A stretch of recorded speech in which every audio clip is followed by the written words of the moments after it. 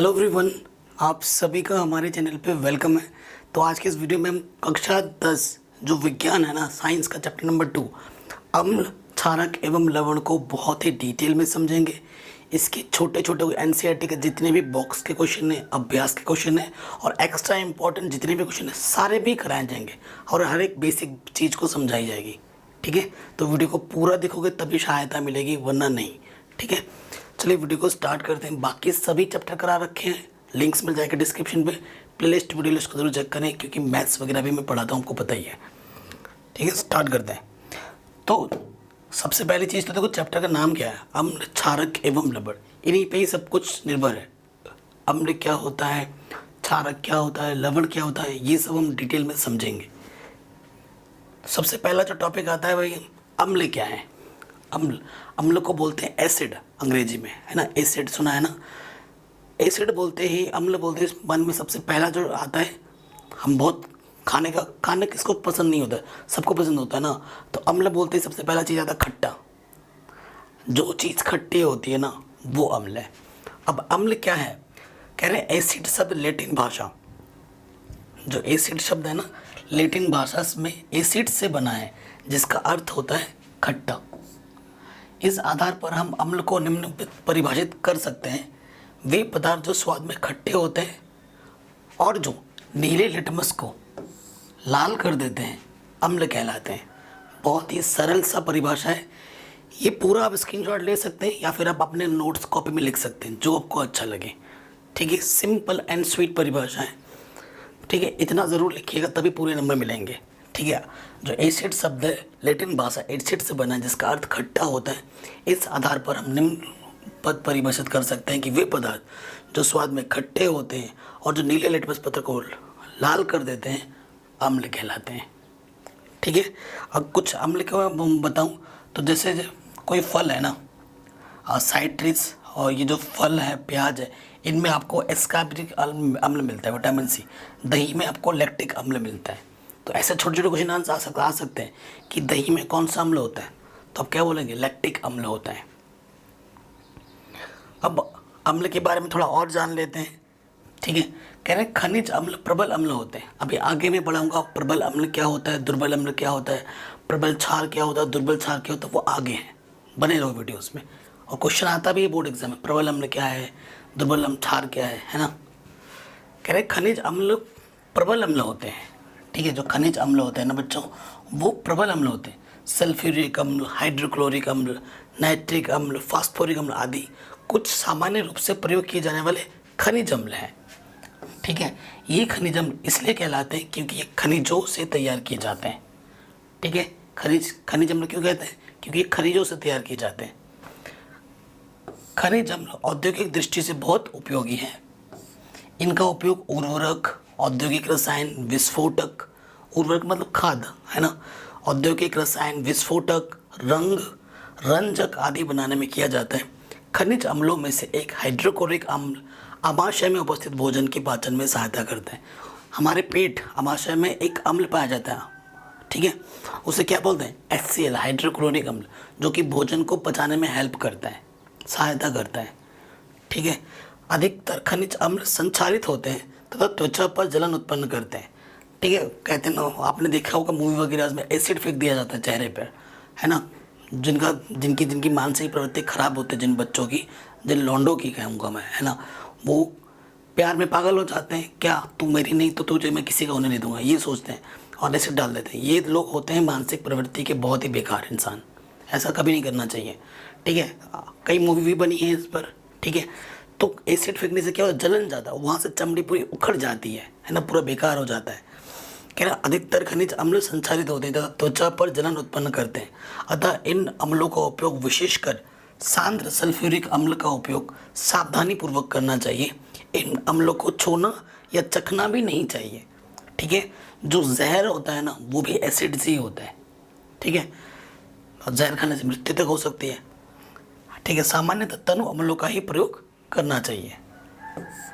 तो ये कुछ अम्लों के बारे में हमने डिटेल में जान लिया है। मैं सिर्फ आपको पढ़ा नहीं रहा हूँ, हर एक चीज़ को डिटेल में समझा रहा हूँ, बता रहा हूँ। ठीक है, अब इनकी प्रवृत्ति जान लेते हैं। अम्लों के कुछ गुण क्या क्या होते हैं बच्चों? अगर स्वाद की बात की जाए तो अम्लों का स्वाद क्या होता है, खट्टा होता है, ठीक है। और संचारिक प्रवृत्ति क्या होता है, तीव्र अभिक्रिया करती है। अगर अम्ल किसी चीज़ से अभिक्रिया कर रही ना तो बहुत ज़्यादा जल्दी से तीव्र अभिक्रिया कर लेती है।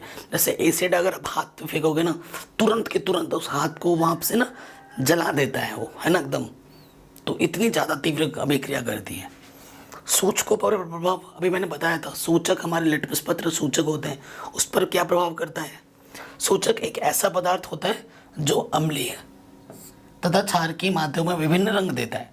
लिटमस, मेथिल ऑरेंज आदि कुछ सामान्यतः प्रयोग में आने वाले सूचक हैं।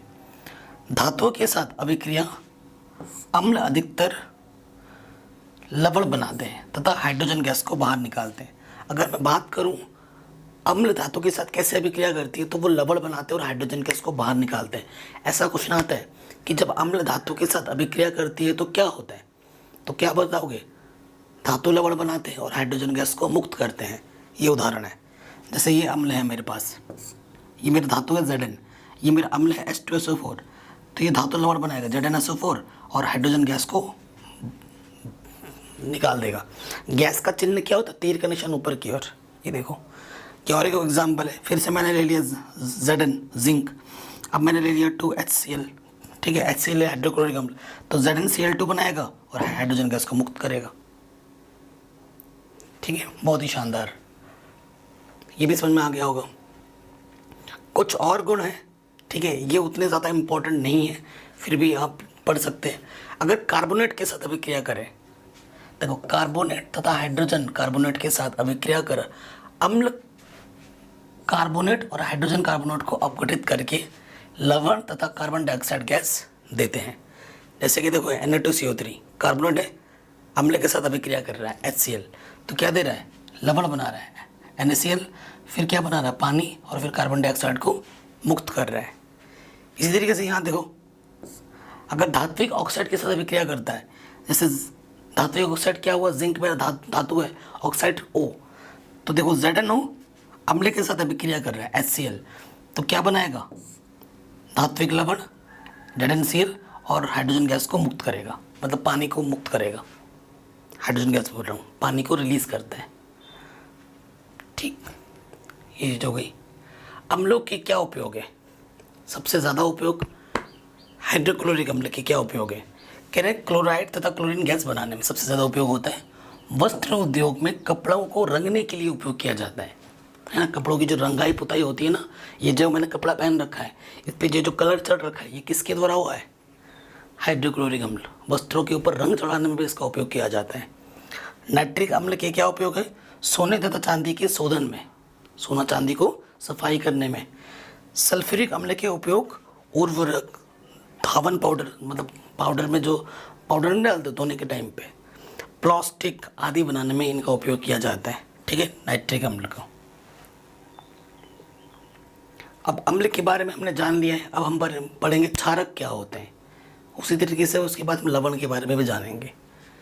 क्षारक वे सभी यौगिक जो जल में विलय होने पर, वे सभी यौगिक, जल जानते हो ना, पानी, विलय का मतलब खुल जाना, वे सभी यौगिक जो जल में विलय होने पर हाइड्रोजन आयन, ठीक है, हाइड्रोजन आयन उत्पन्न करते हैं, क्षारक कहलाते हैं, ठीक है। इसकी दूसरी परिभाषा भी बनेगी, मैं अभी समझा दूंगा, ये आयनों के आधार पर है। जैसे कि सोडियम हाइड्रोक्साइड, पोटेशियम हाइड्रोक्साइड क्षारकों के कुछ सामान्य गुण हैं। अब क्षारकों में भी अम्लों की तरह कुछ गुण होते हैं, स्वाद होता है। स्वाद कैसा होता है, जो क्षारक का जो स्वाद होता है ना, वो तीखा होता है, कड़वा होता है, ठीक है। स्पर्श कैसा होता है, ये चिकने होते हैं, फिसलते हैं, चिपचिपाहट होती है इन पर। स्पर्श ये कैसा होता है, चिकना होता है। प्रकृति, प्रबल क्षारक का त्वचा पर संचारिक प्रभाव पड़ता है और सूचकों पर क्या प्रभाव पड़ता है, लाल लिटमस पत्र को ये नीला कर देता है, ठीक है। और अम्ल क्या करता था, नीले लिटमस पत्र को लाल कर दे रहा था, उल्टा था। तो इसकी परिभाषा आप क्या बना सकते हो, वे पदार्थ जो स्वाद में तीखे अथवा कड़वे होते तथा जो लाल लिटमस पत्र को नीला कर देते हैं, क्षारक कहलाते हैं। जो मैंने बोला उसको आप कॉपी में लिख लो, ठीक है। तो ये दूसरी परिभाषा बन सकते हो। और नीला लिटमस पत्र, इस पर कोई प्रभाव ही नहीं रहता है। अगर नीला लिटमस पत्र डालोगे तो उसका रंग वंग कुछ नहीं बदलेगा, ठीक है। लाल लिटमस पत्र को वो नीला कर देता है, ये ध्यान रखना। अब इसके कुछ रासायनिक गुण देख लेते हैं, इंपॉर्टेंट। ज़्यादा लिखा है नहीं है मैंने, बट अगर एग्जाम में आ जाए तो क्या करेंगे। कह रहे अधात्विक ऑक्साइडों के साथ अभिक्रिया, धातुओं के ऑक्साइड क्षारक के साथ अभिक्रिया करके लवण तथा जल बनाते हैं, ठीक है। अधात्विक ऑक्साइड, ठीक है, का ऑक्साइड के साथ क्रिया करके क्या करते हैं, धातु तथा क्या अपना लवण तथा जल बनाते हैं, ठीक है। एक चीज आती है बहुत ही इंपॉर्टेंट क्वेश्चन, उदासीनीकरण अभिक्रिया, ठीक है। उदासीनीकरण अभिक्रिया क्या होती है? उदासीनीकरण अभिक्रिया क्या होती है? जब अम्ल और क्षार मिलके अभिक्रिया करते हैं वो लवण और जल बनाते हैं। ध्यान सुनिएगा, जब अम्ल और क्षार मिलके अभिक्रिया करते हैं तो वो लवण और जल बनाते हैं। इसी अभिक्रिया को उदासीनीकरण अभिक्रिया कहा जाता है, ठीक है। तो यहाँ पर आप लिख सकते हैं अम्ल तथा क्षारक के बीच होने वाली अभिक्रिया को उदासीनीकरण अभिक्रिया कहते हैं, ठीक है। ये मेरा अम्ल है, ये मेरा क्षार है, ये अम्ल और ये मेरा क्षार, आगे पीछे लिख सकते हो, कोई दिक्कत नहीं है। ये लवण बना और ये मेरा जल बना। तो अगर अब तुमसे कोई पूछे तुम लवण कैसे बना सकते हो तो कहोगे सर जब मैं अम्ल लूँगा, जब मैं क्षार लूँगा और दोनों को मैं मिला दूंगा तो मुझे लवण मिलेगा और मुझे जल मिलेगा। तो इस अभिक्रिया के द्वारा मैं लवण की उत्पत्ति कर सकता हूँ और इस अभिक्रिया को हम उदासीनीकरण अभिक्रिया कहते हैं। और ये क्वेश्चन काफ़ी इंपॉर्टेंट है, काफ़ी बार पूछा जाता है बोर्ड एग्जाम में। अब क्षारकों के क्या उपयोग है? हर चीज़ का कुछ ना कुछ उपयोग तो होता ही है ना। सोडियम हाइड्रोक्साइड के उपयोग, तो इसका उपयोग क्या होता है? साबुन बनाने में, धोने के पाउडर के उपयोग में, कागज लुगदी के उपयोग में, कागज बनाने में, लुगदी बनाने में इनका उपयोग होता है। कैल्शियम हाइड्रोक्साइड का क्या उपयोग है? सफ़ेदी करने में, ब्लीचिंग पाउडर बनाने में, इन सब का उपयोग है। अमोनियम हाइड्रोक्साइड का क्या उपयोग है? ठीक है, क्लींजिंग एजेंट बनाने में, अमोनियम लवण बनाने में, ये सब इनके उपयोग हैं, ठीक है। अब ऐसे आ सकता है, आपने अम्ल पढ़ लिया, क्षारक पढ़ लिया, तो बेटा लवण भी तो पढ़ोगे, लवण के बारे में भी तो डिटेल में पढ़ना है हमें। तो प्रश्न आ सकता है लवणों को परिभाषित कीजिए, लवणों के निर्माण की विभिन्न विधियों का उल्लेख कीजिए, इनके प्रकारों तथा उपयोगों पर विवेचना कीजिए, है ना। ये प्रश्न आपका आ सकता है। लाइट नहीं थी, अब थोड़ा एसी आ गया है, थोड़ा सा राहत मिलेगा। देखिए तो लवण क्या होता है मैंने अभी बताया। लवण किस अभिक्रिया के द्वारा बनते हैं? उदासीनीकरण अभिक्रिया के द्वारा बनते हैं। जब अम्ल तथा क्षारक की अभिक्रिया होती है तो लवण और जल बनता है। इसी अभिक्रिया के फलस्वरूप लवण की उत्पत्ति होती है। क्या है? अम्ल तथा क्षारक के बीच उदासीनीकरण अभिक्रिया के उत्पाद को हम लवण कहते हैं। ये उदाहरण देख सकते हैं, ये मेरा क्षार है, ये मेरा अम्ल है। अभी मैंने यही उदाहरण दिया था। ये क्षार है, ये मेरा अम्ल है, इसको मिला दिया, मुझे लवण मिला और मुझे जल मिला, ठीक है। तो इस अभिक्रिया के द्वारा हम लवण बना सकते हैं। हो गया। एग्जाम्पल, रिएक्शन, अभिक्रिया, ये रट लो, लिख लिख के याद होगा। ऐसे मुंह से बोलते रहोगे तो कभी याद नहीं होगा। जितना आप लिखोगे कॉपी में उतना ज़्यादा याद होगा, ठीक है। तो देख लीजिएगा। तो इस तरीके से आप लवण की परिभाषा देख सकते हो। लवणों का निर्माण कैसे होता है? उदासीनीकरण अभिक्रिया के फलस्वरूप होता है, ठीक है। तो ऐसे पूछ सकता है लवणों का निर्माण कैसे होता है, तो आप क्या लिखोगे? अम्ल तथा क्षारक के बीच अभिक्रिया के द्वारा लवणों की उत्पत्ति होती है। ये उदाहरण वही फेमस वाला, ठीक है, लिख दोगे। अगर अम्ल को किसी धातु के साथ अभिक्रिया कराएंगे तो क्या होगा? ये पहले ही बता चुका था। ये मेरा अम्ल है, ठीक है, और ये मेरा क्या है? सॉरी, ये मेरा धातु है Zn, ठीक है। ये मेरा धातु है और ये मेरा अम्ल है। तो क्या बनेगा?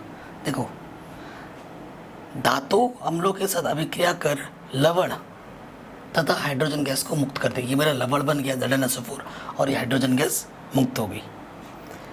धात्विक ऑक्साइड की अम्ल के साथ अभिक्रिया क्या होगी? ये मेरा धात्विक ऑक्साइड है ZnO, ठीक है। ये मेरा अम्ल है, तो क्या बनाएगा? आपका अम्ल बनाएगा, ठीक है, अम्ल बनाएगा, सॉरी अम्ल नहीं, लवण बनाएगा, आपका लवण बनाएगा और जल मुक्त करेगा।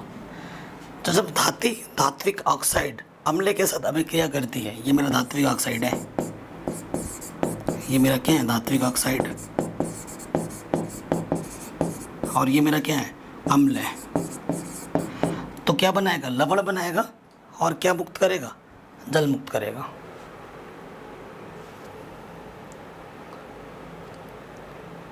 ठीक है, फिर क्या है, धातु के कार्बोनेट के अम्ल के साथ अभिक्रिया इस तरीके से होती है, ये आप लिख सकते हैं। तो अब हम डिस्कस करेंगे नेक्स्ट टॉपिक। ये जो जितने भी टॉपिक हम कर पढ़ रहे हैं ना, इनमें से एक टॉपिक के बारे में डिटेल में लिखने के लिए आ जाता है संक्षिप्त टिप्पणी, ठीक है, और इनके बीच में से भी क्वेश्चन बनाए जाते हैं कि कैसे होता है, क्या होता है, जब इनके क्या उपयोग हैं, ऐसे करके क्वेश्चन पूछता है बोर्ड एग्जाम में। ठीक है, तो बहुत इंपॉर्टेंट है, अच्छे से समझिएगा, सुनिएगा। ठीक है, पहला क्या बोल रहा है, ब्लीचिंग पाउडर। ठीक है, साधारण नाम इसका क्या, ब्लीचिंग पाउडर है।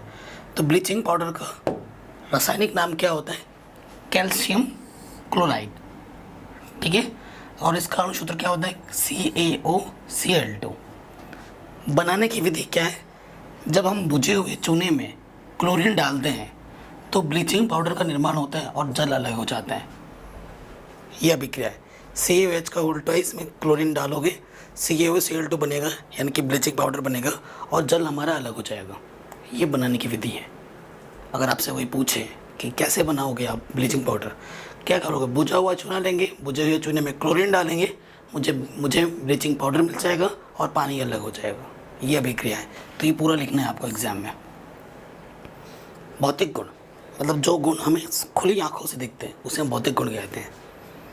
क्या भौतिक गुण है, विरंजक चूर्ण हल्के पीले रंग का चूर्ण होता है, इसमें क्लोरीन की विशेष गंध आती है। क्लोरीन की गंध क्यों आती है, क्योंकि क्लोरीन मिलाया जाता है इसमें, तो इसमें क्लोरीन की गंध आती है। इसे जल में घोलने पर दूधिया विलयन या निलंबन प्राप्त होता है, मतलब दूध की तरह सफ़ेद हो जाता है। ये कुछ गुण थे। और रासायनिक गुण देख लो, रासायनिक गुण बहुत कम आता है, फिर भी देखना तो बनता है। कह रहे हैं जल के साथ क्या होता है, जब जल के साथ अभिक्रिया करते हैं तो क्या होता है। ये मेरा क्या है, ब्लीचिंग पाउडर है। ठीक है, इस पर मैंने पानी मिला दिया तो क्या हो जाएगा, देखो क्लोरीन गैस निकलता है इसमें। जब जल के साथ इसको गर्म करोगे ना, यहाँ पर गर्म का चिन्ह, हीट का चिन्ह लगा दो, तो CaOH का होल ट्वाइस तो बनेगा। ये ऐसा है, CaOH का होल ट्वाइस। ठीक है, ये ऐसा लिखा हुआ है। तो क्लोरीन गैस निकलता है इसमें, इस अभिक्रिया में। ऊष्मा का क्या प्रभाव होता है, जब इसे आप गर्म करोगे तो क्या होगा, ये ब्लीचिंग पाउडर है, इसको आपने गर्म किया तो ऑक्सीजन निकलता है इसमें से, ऑक्सीजन गैस मुक्त होती है। ठीक है, कैल्शियम क्लोराइड मिलेगा और ऑक्सीजन गैस मुक्त हो जाएगी। उपयोग क्या है, ज़्यादा प्रश्न उपयोग पे आता है कि क्या उपयोग है। तो सूत, कागज, लकड़ी की लुगदी, लिनिन पदार्थों के विरंजक के रूप में इसका उपयोग है। ऊन को सिकुड़नों से बचाने में इसका उपयोग किया जाता है। क्लोरोफॉर्म के औद्योगिक निर्माण में, क्लोरोफॉर्म समझते हैं ना, उसके निर्माण में। चीनी को सफ़ेद करने में ऑक्सीकारक के रूप में इसका उपयोग किया जाता है। पेयजल, जो हम पीने का पानी होता है उसको शुद्ध करने में, ठीक है, इसका उपयोग किया जाता है। इसकी गोली डाली जाती है विरंजक चूर्ण की, ताकि वो कीटाणुओं को नष्ट कर पाए। इसका ये उपयोग है। अब हम पढ़ेंगे धावन सोडा के बारे में। ठीक है, धावन सोडा मतलब धोने का सोडा, साधारण नाम। तो इसका रासायनिक नाम क्या होता है, सोडियम कार्बोनेट। ठीक है, अणुसूत्र क्या होता है, Na2CO3.10H2O। बनाने की विधि, बनाने की विधि क्या है, हम क्या लेना है, NaOH लेना है, सोडियम हाइड्रोक्साइड। यहाँ पर हाइड्रोक्साइड छूट गया, हाइड्रो ऑक्साइड। ठीक है, सोडियम हाइड्रोक्साइड लेना है। सोडियम हाइड्रोक्साइड में जब हम कार्बन डाइऑक्साइड मिलाते हैं तो हमें क्या मिलता है, सोडियम हाइड्रोक्साइड Na2CO3 प्लस पानी हमारे अलग हो जाते हैं। तो ये बनाने की विधि। भौतिक गुण क्या है, मतलब मेन तो वही है, Na2CO3 है, इसमें 10 मोल पानी के आ जाते हैं। ठीक है, पानी तो आप पानी डाल के भी बना लोगे मोल, है ना।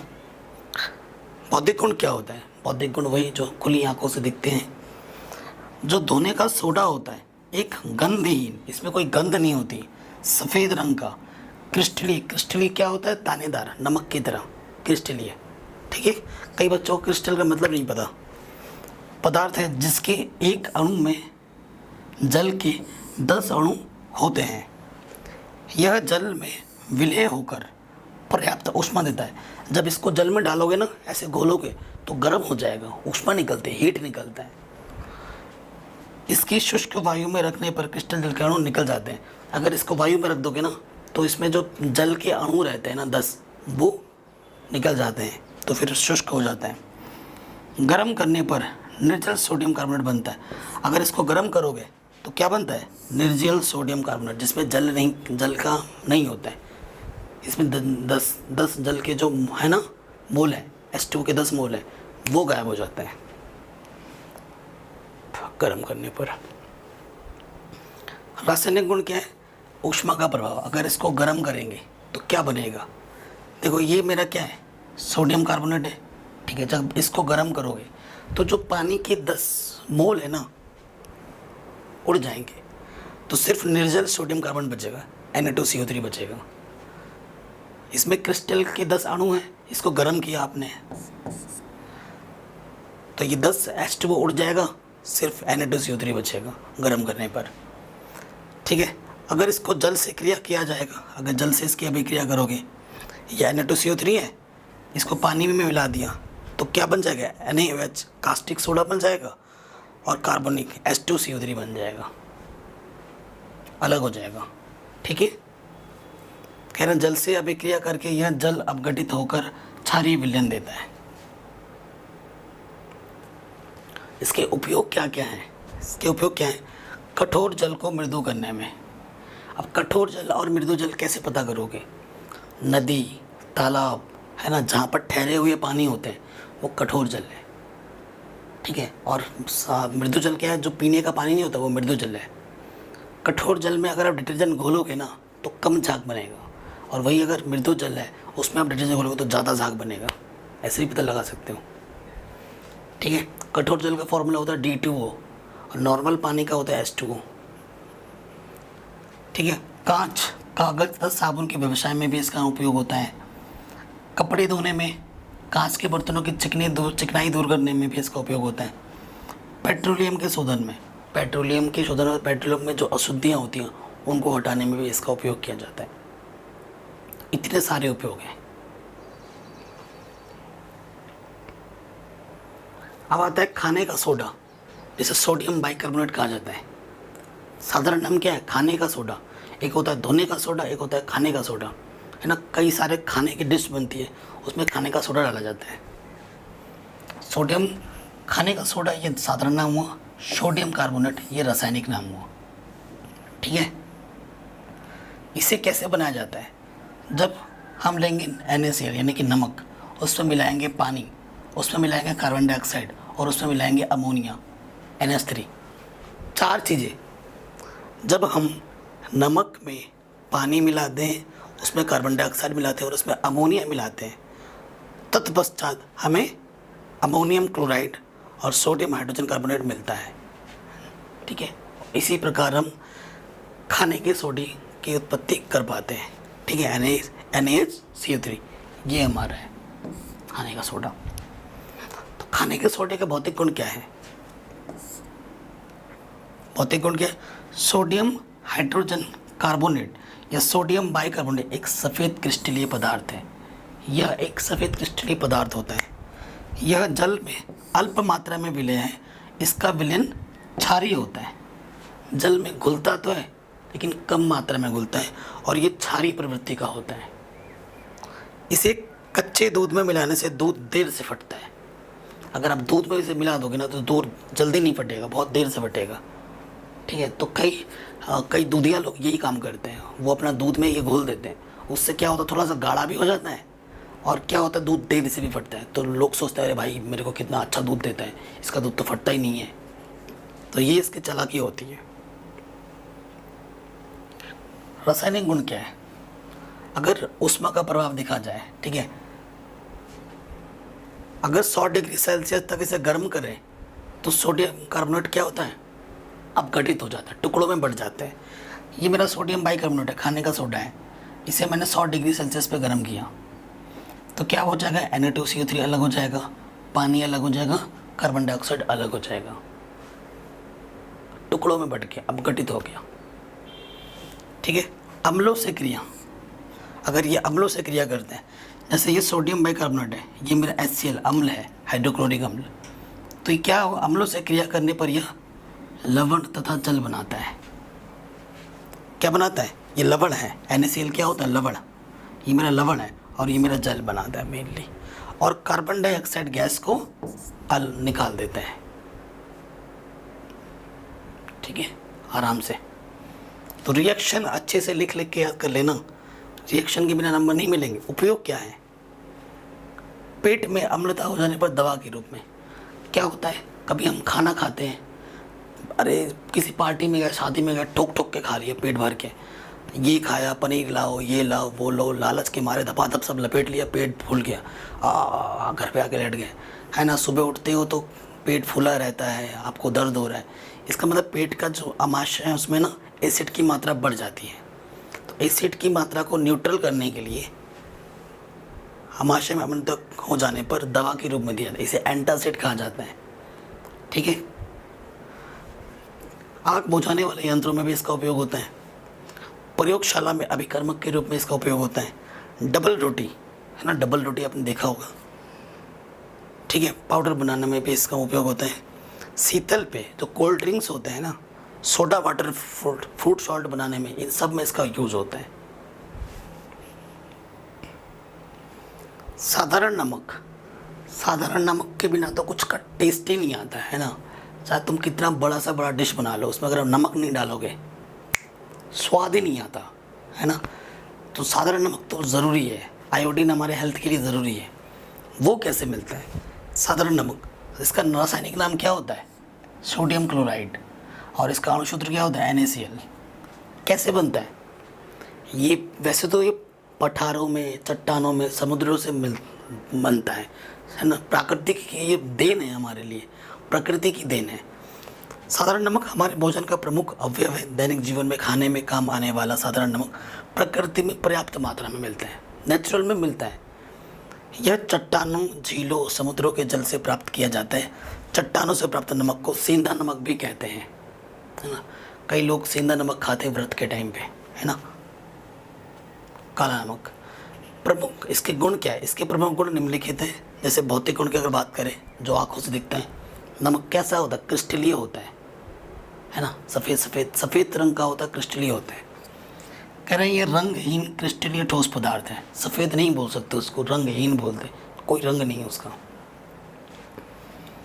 यह जल में अत्यधिक विलेय होता है। इसका स्वाद नमकीन होता है और गर्म करने पे चटकता है। अगर तुम देखो कढ़ाई गर्म हो रही है, नमक डाल दो, चट चट चट आवाज़ निकलेगा, तो ये गर्म करने पे चटकता है। तो ये सब तो हमें पहले से ही पता है ना। भौतिक गुण, उपयोग क्या है, सबसे ज़्यादा उपयोग क्या है, भोजन बनाने में। कोई भी भोजन बनाओ नमक डलता है। मिट्टी के बर्तनों में पॉलिश चढ़ाने में नमक का उपयोग होता है। मांस, मछली, अचार आदि को सुरक्षित रखने के लिए जब अचार बनाते हैं, मांस रखते हैं, उसमें ज़्यादा नमक मिला के रख देते हैं। उससे क्या होता है, उसमें वो संचारित नहीं होता जल्दी, मतलब उसे बांस वगैरह नहीं मारता है, ठीक है ना, सड़ता नहीं है जल्दी से। साबुन के निर्माण में भी नमक का उपयोग बहुत होता है। प्रश्न, तो एक चीज़ ये भी होती है ना, कई लोगों के बाल झड़ रहे होते हैं। आज से 3 साल पहले मेरे बाल इतने झड़ रहे थे ना, मैं रोता था, ऐसे करता था तो मेरे हाथ में बाल बढ़ जाए, झड़ के पूरा काला काला हो जाता था। 2-4 बार टकला भी हो गया, कोई फ़र्क नहीं पड़ा। तो मेरी क्या गलती थी, मैं साबुन लगाता था बहुत ज़्यादा। 3 साल से साबुन लगा नहीं रहा हूँ मैं, एक दिन भी साबुन नहीं लगाया है। हफ्ते में 2 बार बाल धोता हूँ, वो भी शैम्पू से। बाल झड़ना बंद हो गया, ठीक है। तो वो झड़ने का कारण क्या था, मैं साबुन बहुत लगाता था। साबुन बनता है नमक से, और वो आपको साबुन तो लगाना ही नहीं चाहिए स्काल्प पे, ठीक है। अब स्किन पे लगा रहे चलेगा, सर पे मत लगाया करो। अब क्वेश्चन है, क्या होता है जब क्षारक जल में घोले जाते हैं, उदाहरण दीजिए। तो जब क्षारक को हम जल में घोलते हैं ना, तो बेटा क्या मिलता है, हाइड्रोक्साइड उत्पन्न होता है। क्या उत्पन्न होता है? हाइड्रोक्साइड। सीधा सा एक उदाहरण दे दो, जैसे ये मेरे पास क्या है, NaOH है, इसको मैंने जल में घोल दिया, Na पॉजिटिव मिलेगा और OH नेगेटिव मिलेगा। ऐसे ही 2 उदाहरण और दे लो। एक उदाहरण तो याद करना ही है, 3 उदाहरण दे रखे हैं, इनमें से कोई एक याद कर लेना। क्वेश्चन क्या है? आयन उत्पन्न के आधार पर अम्लों तथा क्षारों के बीच होने वाले उदासीनीकरण अभिक्रिया को स्पष्ट कीजिए। ठीक है, आपको पता है उदासीनीकरण अभिक्रिया क्या होती है? जब अम्ल और क्षारक को मिलाया जाता है तो लवण तथा जल बनता है। ठीक है, इसी को हम क्या बोलते हैं? उदासीनीकरण अभिक्रिया बोलते हैं। अब ये क्वेश्चन बहुत इंपॉर्टेंट है, सारे इंपॉर्टेंट क्वेश्चन आ रहे हैं। उसके बाद NCERT क्वेश्चन भी आपको यहाँ पर सारे मिलने शुरू हो जाएंगे। क्या है? प्रबल अम्ल तथा दुर्बल अम्ल क्या होते हैं? उदाहरण दीजिए। प्रबल अम्ल और दुर्बल अम्ल क्या होते हैं? वे अम्ल जो जल में घोलने पर, आपके पास जल है, कोई अम्ल है, उसको आपने जल में घोल दिया यूँ, वे अम्ल जो जल में घोले जाने पर H पॉजिटिव तथा क्षण आयनों में पूर्णतः वियोजित हो जाते हैं, प्रबल अम्ल कहलाते हैं। ठीक है, पूर्णतः वियोजित हो जाते हैं, पूरे के पूरे घुल जाते हैं। ठीक है, तो उसे हम क्या बोलेंगे? प्रबल अम्ल बोलेंगे। उदाहरण क्या है प्रबल अम्ल के? HCl, HNO3, H2SO4, ये हमारे मुख्य प्रबल अम्ल हैं। अब दुर्बल अम्ल क्या होते हैं? वे अम्ल जो जल में घोले जाने पर H पॉजिटिव तथा क्षण आयनों में, क्षण नहीं होगा यहाँ पर, OH नेगेटिव होगा यहाँ पर। ठीक है, आंशिक रूप से वियोजित होते हैं, वो पूरा घुल जाते हैं। और ये इसमें थोड़ा सा अंतर है, यहाँ आंशिक है और यहाँ पूर्णतया है, बस इतना ही अंतर है, बाकी परिभाषा बिल्कुल वही है। ठीक है, वो पूर्णतया घुल जाता है और ये आंशिक थोड़ा मोड़ा घुलता है। तो इसे क्या बोला जाता है? दुर्बल क्षार। उदाहरण क्या है? CH3COH, H2CO3, ये इसके मुख्य उदाहरण है। ठीक है, तो इसे भी याद कर लीजिएगा, काफ़ी इंपॉर्टेंट है, काफ़ी बार पूछा जाता है बोर्ड एग्जाम में। सिमिलरली प्रबल क्षार और दुर्बल क्षार में क्या अंतर है? वे क्षार जो जल में घोले जाने पर OH नेगेटिव,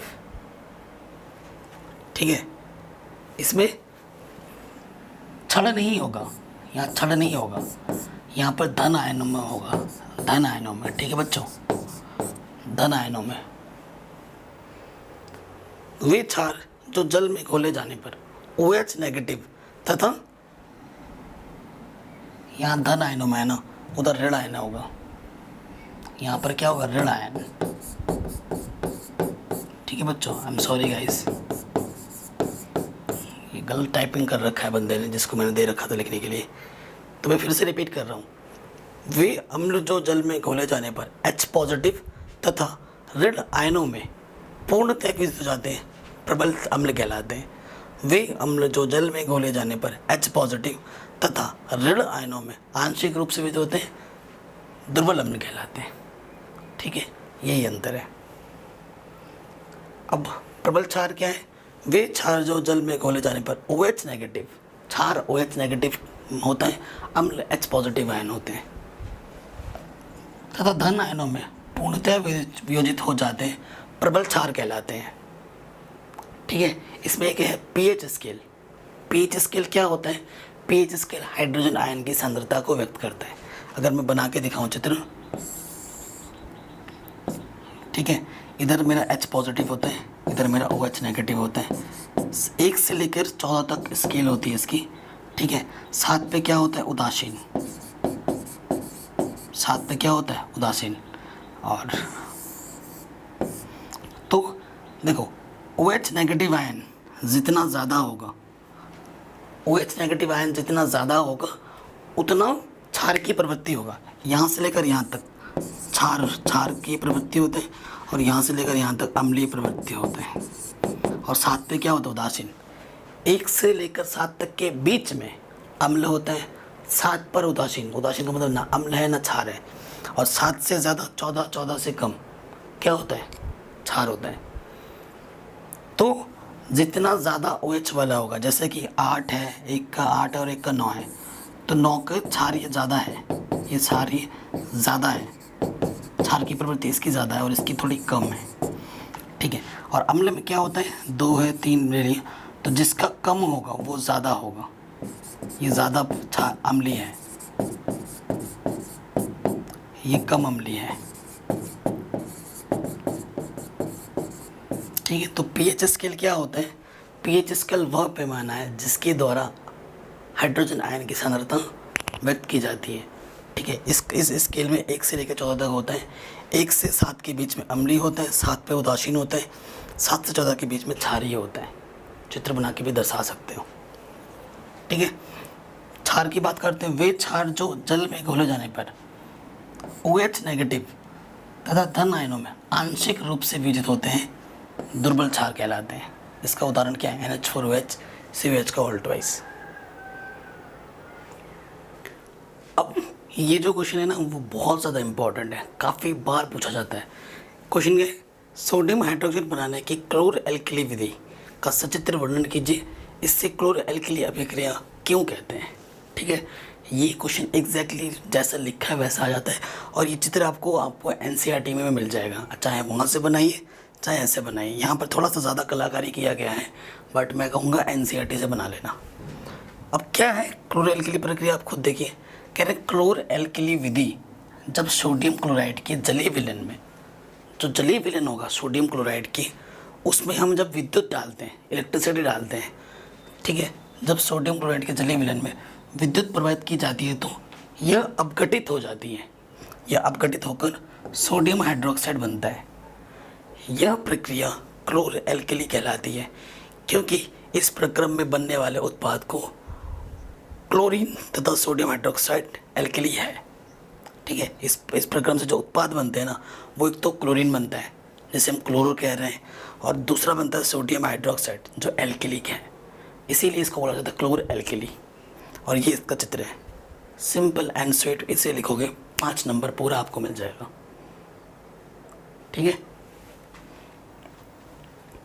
अब कुछ प्रश्न हैं छोटे मोटे जो एग्जाम में आते हैं। कह अस्पतालों में भंगित अस्थियों को जोड़कर बैठने के लिए उपयोग में लाए जाने वाले यौगिक का नाम क्या है, प्लास्टर ऑफ पेरिस। आपने देखा होगा जब कोई किसी की हड्डी वड्डी टूट जाती है, किसका उपयोग किया जाता है, प्लास्टर चढ़ा देते हैं ना, सफ़ेद सफ़ेद, वो क्या प्लास्टर ऑफ पेरिस है, POP। घर के डिज़ाइन बनते हैं, मूर्तियाँ बनती हैं, किसकी मदद से, POP की मदद से। यौगिक का नाम क्या होता है, प्लास्टर ऑफ पेरिस। रासायनिक नाम क्या है, कैल्शियम सल्फेट हेमीहाइड्रेट, और सूत्र क्या होता है, CaSO4 half H2O। Plaster of Paris का बनाने की विधि क्या है, देखो जब जिप्सम को 373 केल्विन ताप पर गर्म किया जाता है तो प्लास्टर ऑफ पेरिस निर्मित किया जाता है, प्लास्टर ऑफ पेरिस बनता है। जैसे कि क्या है ये मेरा जिप्सम है, इसको 373 केल्विन ताप पर मैं गर्म कर रहा हूँ, तो ये मेरा क्या बन जाएगा, POP, प्लास्टर ऑफ पेरिस, और जल के 1.5 मोल अलग हो जाएंगे। ये बनाने की विधि है प्लास्टर ऑफ पेरिस को, ठीक है। अब प्रश्न है जिप्सम क्या होता है, इसको 373 केल्विन ताप पर गर्म करने से क्या होता है, तो जिप्सम कैल्शियम सल्फेट डाइहाइड्रेट होता है, इसको 373 केल्विन ताप पर गर्म करने पर प्लास्टर ऑफ पेरिस बनता है। यही यहाँ पर लिखा हुआ है, सिंपल। अगला क्वेश्चन है प्लास्टर ऑफ पेरिस के महत्वपूर्ण उपयोगों के बारे में लिखिए। तो अभी मैंने बताया खिलौने बनाने में, आभूषण बनाने के में, मूर्तियों के ढांचे बनाने में, सजावट के सामान बनाने में, चिकित्सा में, विज्ञान में, टूटी अस्थियों को ठीक करने में, दंत चिकित्सा में पदार्थों के अनुप्रयोग में उपयोग किया जाता है। ब्लैक बोर्ड पर जो चौक होता है ना, जिससे सफ़ेद सफ़ेद चौक होता है, वो भी POP होता है, प्लास्टर ऑफ पेरिस होता है, ठीक है। तो इतने सारे उपयोग हैं सिर्फ और सिर्फ प्लास्टर ऑफ पेरिस के, तो ठीक है ना। और ये तो आप देख ही रहे हैं, है ना, इसका भी बहुत उपयोग होता है ना। कभी ना कभी आप लोगों को भी हुआ या फिर आपके आसपास में भी देखा ही होगा, ये सब बोलते हुए, नॉर्मल है। अगला क्या है, क्लोरीन के शुष्क एवं बुझे हुए चूने के साथ अभिक्रिया द्वारा उत्पन्न पदार्थ का नाम दीजिए, इस अभिक्रिया के रासायनिक समीकरण को भी लिखिए। कह रहे शुष्क एवं बुझे हुए चूने के साथ क्लोरीन क्रिया करके क्या बनाता है, विरंजक चूर्ण बनाता है। कैसे बनता है? ये देखो, ये मेरा बुझा हुआ चूना है CaOH का ऑल ट्वाइस, ये मेरा क्लोरीन है। इस बुझे हुए चूने में मैंने क्लोरीन मिला दिया तो क्या बन जाएगा? विरंजक चूर्ण CaOCl2 और पानी अलग हो जाएगा। इम्पॉर्टेंट है, काफ़ी बार पूछा जाता है। ठीक है, काफ़ी बार पूछा जाता है। अगला क्वेश्चन है, प्लास्टर ऑफ पेरिस का रासायनिक सूत्र क्या है? तो प्लास्टर ऑफ पेरिस का रासायनिक सूत्र क्या है? CaCaSO4 half H2O। यह कैसे बनाया जाता है? जिप्सम को 373 केल्विन ताप पर गर्म करके प्लास्टर ऑफ पेरिस का निर्माण होता है। अभी पहला पढ़ा था। रासायनिक समीकरण लिखिए, यह रासायनिक समीकरण है।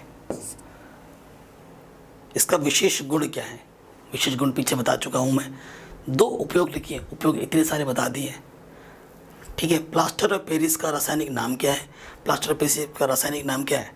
Calcium sulphate hemihydrate. इसे बनाने के लिए जिप्सम को कितने ताप पर गर्म किया जाता है? 373 केल्विन पर गर्म किया जाता है। अभिक्रिया का संतुलित रासायनिक समीकरण लिखिए, ये संतुलित रासायनिक समीकरण है। ठीक है, तो ये सब तो पहले ही पढ़ चुके थे, तो इतने सारे क्वेश्चन हम पहले कर चुके हैं और इम्पॉर्टेंट है, बार बार आता है ये क्वेश्चन, बार बार।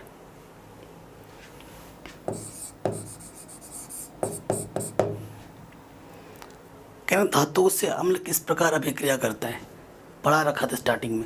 अम्ल धातुओं से अभिक्रिया करके लवण बनाता है और हाइड्रोजन गैस को मुक्त करता है। जब अम्ल धातु से अभिक्रिया करता है तो लवण तथा हाइड्रोजन गैस को मुक्त करता है। ठीक है, यही लिखा हुआ है। धातु अम्लों से अभिक्रिया करके हाइड्रोजन विस्थापित कर देती है तथा अम्ल के शेष भाग को संयोजित कर लवण बनाती है। ठीक है, सिंपल। कह रहे निम्नलिखित में प्रबल अम्ल तथा प्रबल क्षार बताइए।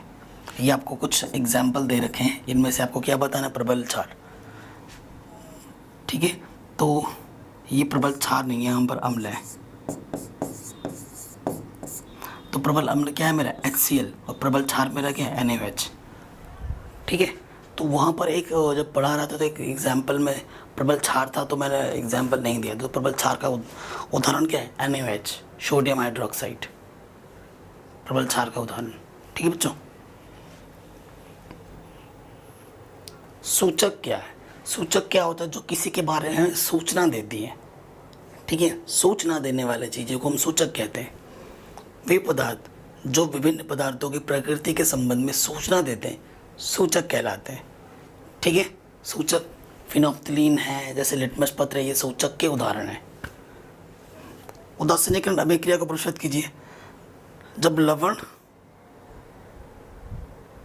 लवण तथा जल बनाने के लिए अम्ल तथा क्षार के मध्य होने वाली अभिक्रिया को उदासीनीकरण अभिक्रिया कहते हैं। ठीक है, या फिर ऐसे लिखते हैं, अम्ल तथा क्षार की अभिक्रिया के फलस्वरूप लवण तथा जल बनता है, इस अभिक्रिया को हम उदासीनीकरण अभिक्रिया कहते हैं। ऐसे भी आप लिख सकते हैं। लिटमस पत्र पर अम्लों का क्या प्रभाव पड़ता है? तो अम्ल क्या करता है? नीले लिटमस पत्र को लाल कर देता है। ठीक, लिटमस पत्र पर क्षार का क्या प्रभाव पड़ता है? तो क्या होता है? लाल लिटमस पत्र को नीला कर देता है क्षार। 2 प्राकृतिक सूचक के नाम बताइए। प्राकृतिक सूचक क्या क्या है? एक तो लिटमस पत्र है और एक हल्दी है।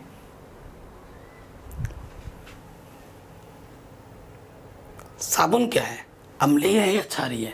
तो साबुन क्षारीय है। ठीक है, साबुन क्या है? क्षारीय है। कौन सी गैस उत्पन्न होती है जब जिंक सल्फ्यूरिक अम्ल से अभिक्रिया करता है? जिंक Zn अम्ल है। अम्ल, ठीक है, अम्ल अभिक्रिया करके क्या मुक्त करता है? हाइड्रोजन गैस मुक्त करता है। अभी पढ़ा था हमने, तो हाइड्रोजन गैस मुक्त करता है। क्या होता है जब अम्ल तथा क्षार परस्पर मिलाए जाते हैं? अम्ल तथा क्षार परस्पर मिलाए जाने पर लवण तथा जल का निर्माण होता है। लवण तथा जल बनाते हैं। ठीक है, अम्लों की प्रबलता किस पर निर्भर करती है? H पॉजिटिव आयन पर। और क्षार की प्रबलता किस पर निर्भर करती है? OH नेगेटिव की संख्या पर। ठीक है, ये चीज भी हो गया। अगला क्वेश्चन है आपके NCERT क्वेश्चन है ये सब। आपको 3 परख नली दी गई है। कितनी परख नली है? 3। एक, दूसरी परख नली ये है, तीसरी परख नली ये है। 3 परख नली है। फिर आपको 3 परख नलियाँ दी गई हैं। इनमें से एक में आश्वित जल है, शेष 2 में से एक से अम्लीय विलयन तथा दूसरे में क्षारकीय विलयन है। यदि आपको केवल लाल लिटमस पत्र दिया जाता है तो आप प्रत्येक परख नली में रखे गए पदार्थों की पहचान कैसे करेंगे? ठीक है। एक में आश्वित जल। आश्वित जल का मतलब उदासीन, जिसमें कुछ भी परिवर्तन नहीं होता है, आश्वित जल है, मान लेते हैं। ठीक है, ये क्या है मेरा आश्वित जल। आश्वित जल का पीएच कितना होता है? पीएच पैमाना 7 होता है। और इन दोनों में एक में अम्लीय है और एक में क्षारीय है। ठीक है, तो कैसे पता लगाओगे? आपके पास सिर्फ क्या दे रखा है? लाल लिटमस पत्र दे रखा है। ठीक है, केवल लाल लिटमस पत्र दे रखा है। 3 परख नली दिए गए हैं। हम क्या करेंगे? सर्वप्रथम लाल लिटमस पत्र को बारी बारी से तीनों में रखेंगे, इसमें। जब लाल लिटमस पत्र में इसमें रखूँगा, ठीक है, एक मान लेते हैं ये अम्ल है और ये मान लेते हैं क्षार है। कैसे पता लगेगा? जब मैं लाल लिटमस पत्र को इस पर डुबोऊंगा तो कोई परिवर्तन नहीं होगा, क्योंकि उदासीन है, कोई परिवर्तन नहीं होगा, कोई परिवर्तन नहीं।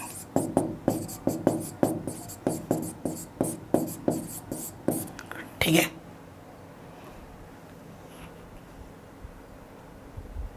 अब लाल लिटमस पत्र को जो नीला कर देगी वो क्या होगी? क्षारीय होगी।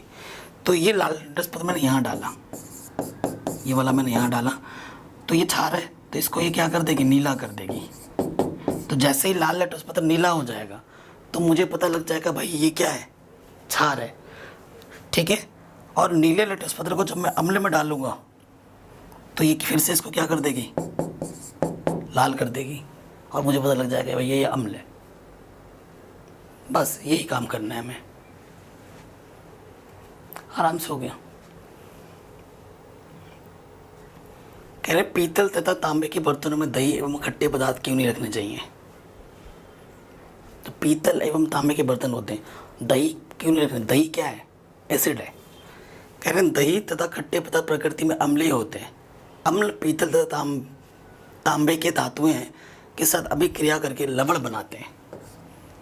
ठीक है, ठीक है, अम्ल है और ये पीतल के धातु है, अम्ल धातु के साथ अभिक्रिया करके क्या बनाते हैं? लवण। और ये जो लवण बनते हैं ना, वो बहुत विषैले होते हैं, जहरीले होते हैं। अगर यहाँ पर रखोगे और दही बन गया तो फिर क्या होगा? जो उस पर एक लवण बनेगा और वो होगा जहरीला। आप खाओगे तो आपका पेट खराब हो सकता है, आपकी मृत्यु तक हो सकती है, क्योंकि जहर क्या करता है? यही काम करता है। तो इसी वजह से दही एवं खट्टे पदार्थों को पीतल तथा तांबे के बर्तनों में नहीं रखना चाहिए। तभी दही को किस में रखा जाता है? मिट्टी के बर्तनों में।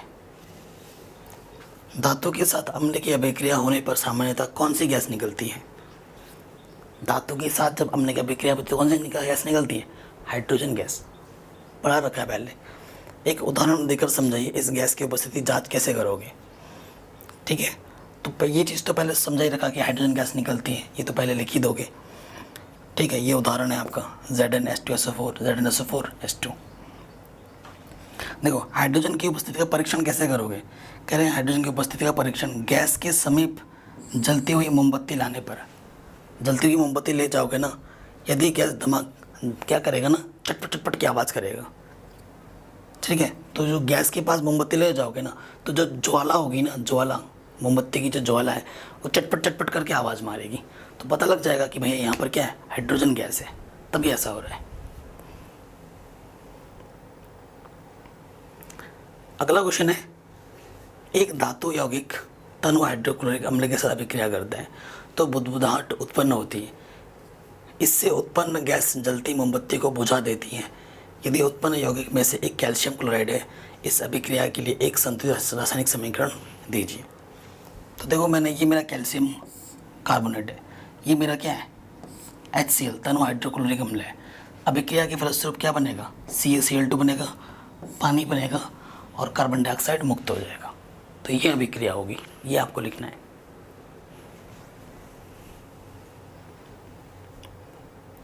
कह रहे अम्ल का जलीय विलयन विद्युत का चालन क्यों करता है? देखो, विद्युत का चालन करने के लिए ना फ्री इलेक्ट्रॉन्स की आवश्यकता होती है, मुक्त इलेक्ट्रॉन। ठीक है, अगर आपको विद्युत का चालन करना है, परिपथ में विद्युत का चालन तभी होता है जब उसमें मुक्त इलेक्ट्रॉन पाए जाते हैं। ठीक है, और मुक्त इलेक्ट्रॉन क्या होता है? H positive. अम्ल का जलीय विलयन विद्युत का चालन करता है क्योंकि अम्ल जलीय विलयन में क्या देता है? हाइड्रोजन आयन देता है, जो के लिए जो होते हैं मुक्त इलेक्ट्रॉन, जो कि उत्तरदायी होते हैं विद्युत के प्रवाह के लिए। हाँ, क्या कहते हैं? अम्ल का जलीय विलयन विद्युत का चालन करता है क्योंकि अम्ल जलीय विलयन में हाइड्रोजन आयन उत्पन्न करते हैं जो कि विद्युत धारा के प्रवाह के लिए उत्तरदायी होते हैं। ये इसका मुख्य कारण है। कह रहे शुष्क हाइड्रोक्लोरिक गैस शुष्क लेटरस पत्र के रंगों को क्यों नहीं बदलता? शुष्क मतलब क्या है? मतलब एकदम गीला नहीं है, वो एकदम ड्राई है। ड्राई मतलब सूखा। कह रहे शुष्क HCl gas H positive ion उत्पन्न नहीं करती क्योंकि आयनों का विलयन जल की अनुपस्थिति में नहीं हो सकता। आयनों का जो आयन बनते कहाँ है? जलीय विलयन में बनते। शुष्क है तो उसमें पानी की उपस्थिति नहीं है, तो कहाँ से बनेगा? तथा अतः H पॉजिटिव आयनों की अनुपस्थिति के कारण लिटमस पत्रों का रंग नहीं बदलता है क्योंकि उसमें H पॉजिटिव नहीं है, तो कहाँ से बदलेगा? ये इसका मुख्य कारण है। अगला क्वेश्चन है, अम्ल के विलयन में तनुकृत करते समय हाइड्रोनियम आयन की सांद्रता कैसे प्रभावित होती है? तो क्या होती है? जब ऐसा किया जाता है तो सांद्रता घट जाती है। और इसमें क्या होता है? जब सोडियम हाइड्रोक्साइड विलयन में आदि के क्षारक मिलते हैं तो हाइड्रोक्साइड OH की सांद्रता कैसे प्रभावित होती है? तो इसमें सांद्रता बढ़ जाती है, इसमें घटती है, इसमें बढ़ जाती है।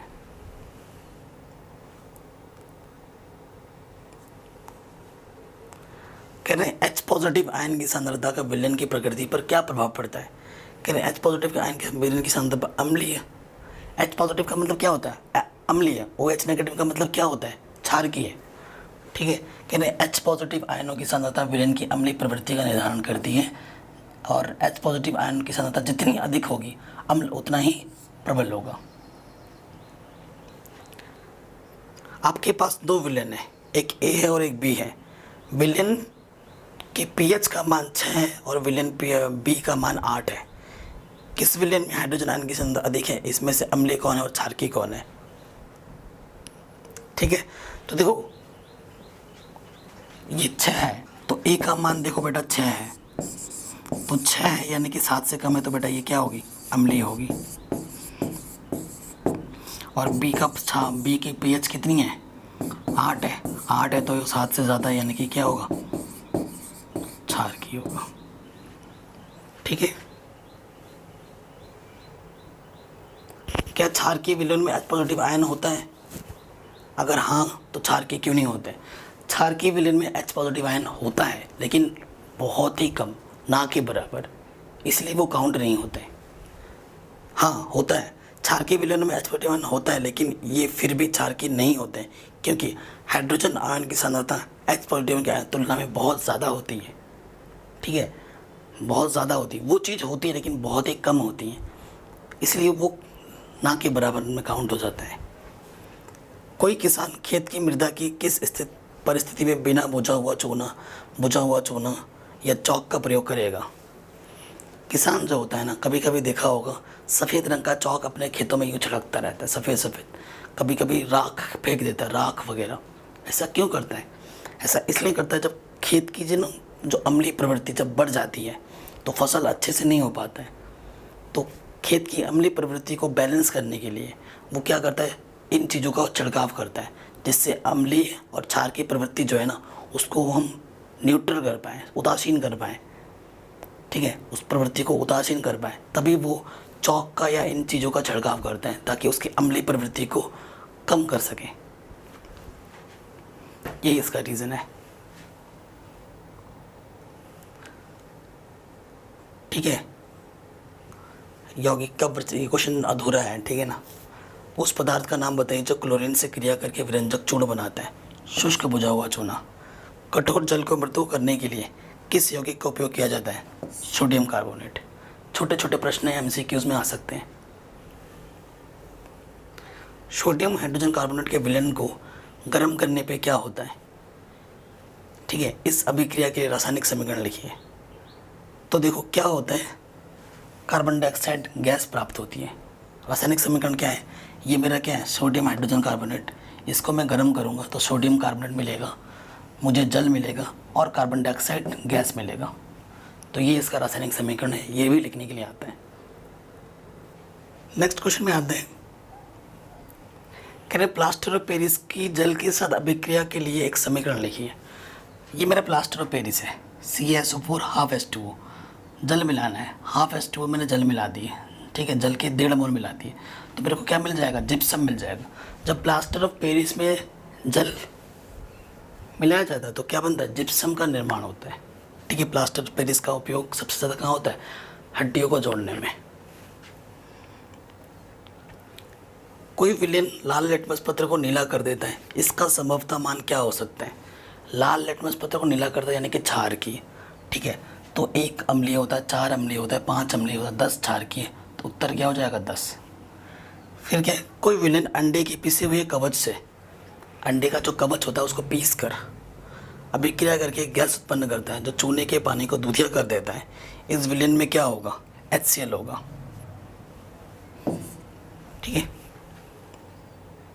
कह रहे NaOH का 10 ml विलेन के से पूर्णतः उदासीन हो जाता है। यद्यपि हम NaOH को उसी विलेन का 20 ले ले तो उसका उदासीन करने के लिए हमें HCl के उसी विलेन की कितनी मात्रा की आवश्यकता होगी, तो 16 ml की आवश्यकता होगी।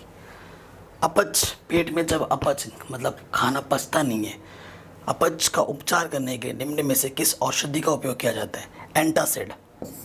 किसका उपयोग किया जाता है, एंटासिड का उपयोग किया जाता है। तो ये आपका आंसर आ जाएगा। तो इस तरीके से हमने इस चैप्टर के सभी चीज़ों को आराम से सीखा। हर एक पॉइंट को मैंने आपको डिटेल में समझाया है। NCERT के सारे क्वेश्चंस किए हैं, एक्स्ट्रा इंपॉर्टेंट क्वेश्चंस करा दिए हैं। अगर इस वीडियो को पूरा आपने देखा है तो आपसे एग्ज़ाम में कोई भी क्वेश्चन पूछा जाएगा ना, आराम से कर दोगे आप। इसी तरीके से मैं आपको हर एक चैप्टर पढ़ा दूंगा, डोंट वरी, घबराओ मत। ठीक है, मैथ्स तो पढ़ा ही रहा हूँ, सारे चैप्टर्स करा रखे हैं। आप डिस्क्रिप्शन और प्लेलिस्ट को ज़रूर चेक करें। वीडियो अच्छी लगी तो लाइक करें, हर जगह शेयर करें, सब्सक्राइब करें जो कि बिल्कुल फ्री है। अपना प्यार और सपोर्ट हमें ज़रूर करें। जय हिंद, अपना ख्याल रखें।